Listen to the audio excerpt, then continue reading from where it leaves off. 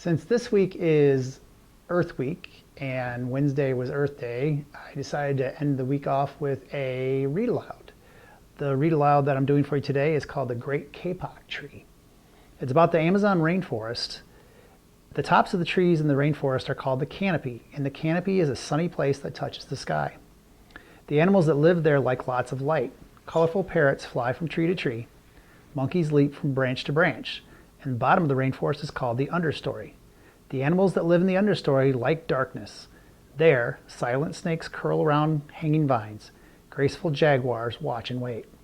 And in this steamy environment, the great kapok tree shoots up through the forest and emerges above the canopy. This is the story of a community of animals that live in one such tree in the rainforest. Two men walked into the rainforest moments before. The forest had been alive with the sounds of squawking birds and howling monkeys. Now all was quiet as the creatures watched the two men and wondered why they had come. The larger man stopped and pointed to the great kapok tree. Then he left. The smaller man took the axe he carried and struck the trunk of the tree. Whack, whack, whack. The sounds and the blows rang through the forest. The wood of the tree was very hard. Chop, chop, chop. The man wiped off the sweat that ran down his face and neck. Whack, chop, whack, chop. Soon the man grew tired. He sat down to rest at the foot of the great kapok tree. Before he knew it, the heat and the hum of the forest had lulled him to sleep. A boa constrictor lived in the kapok tree. He slithered down its trunk to where the man was sleeping. He looked at the gash the axe had made in the tree. Then the huge snake slid very close to the man and hissed in his ear. Senor, this tree is a tree of miracles. It is my home, where generations of my ancestors have lived. Do not chop it down. A bee buzzed in the sleeping man's ear. Senor, my hive is in this kapok tree, and I fly from tree to tree and flower to flower collecting pollen. In this way I pollinate the trees and flowers throughout the rainforest. You see, all living things depend on one another. A troop of monkeys scampered down from the canopy of the kapok tree. They chattered to the sleeping man. Senor, we have seen the ways of man. You chop down one tree, then come back for another and another.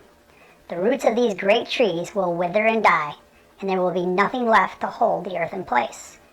When the heavy rains come, the soil will be washed away and the forest will become a desert. A toucan, a macaw, and the cock of the rock flew down from the canopy. Senor, squawked the toucan, you must not cut down this tree. We have flown over the rainforest and seen what happens once you begin to chop down trees. Many people settle on the land. They set fires to clear the underbrush, and soon the forest disappears. Where once there was life and beauty, only black and smoldering ruins remain. A bright and small tree frog crawled along the edge of a leaf. In a squeaky voice, he piped in the man's ear.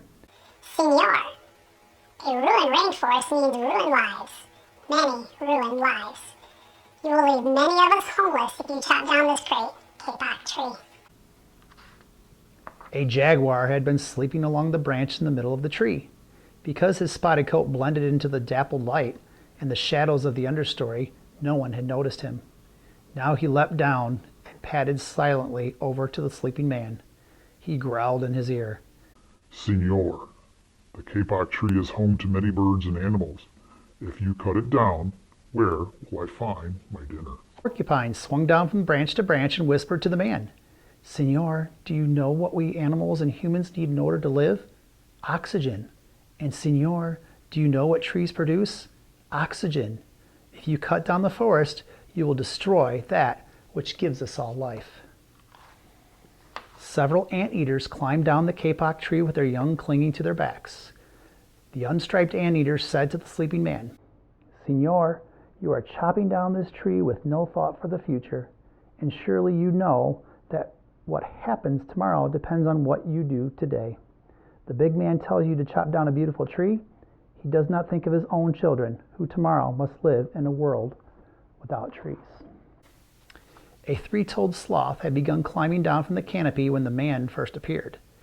Only now did she reach the ground, plodding ever so slowly over to the sleeping man. She spoke in her deep and lazy voice. Signor, how much is beauty worth? Can you live without it? If you destroy the beauty of the rainforest, on what would you feast your eyes? A child from the Yakamano tribe who lived in the rainforest knelt over the sleeping man. He murmured in his ear, Signor, when you awake, please look upon us all with new eyes. The man awoke with a start. Before stood the rainforest child, and all around him, staring, were the creatures who depended upon the great Kapok Tree. What wondrous and rare animals they were. The man looked about and saw the sun streaming through the canopy. The spots of bright light glowed like jewels amidst the dark green forest. Strange and beautiful plants seemed to dangle in the air, suspended from the great Kapok Tree. The man smelled the fragrant perfume of their flowers. He felt the steamy mist rising from the forest floor. But he heard no sound, for the creatures were strangely silent. The man stood, picked up his axe. He swung back his arm as though to strike the tree. Suddenly he stopped. He turned and looked at the animals and the child. He hesitated, then he dropped the axe and walked out of the rainforest. So I hope you enjoyed the reading of The Great Kapok Tree.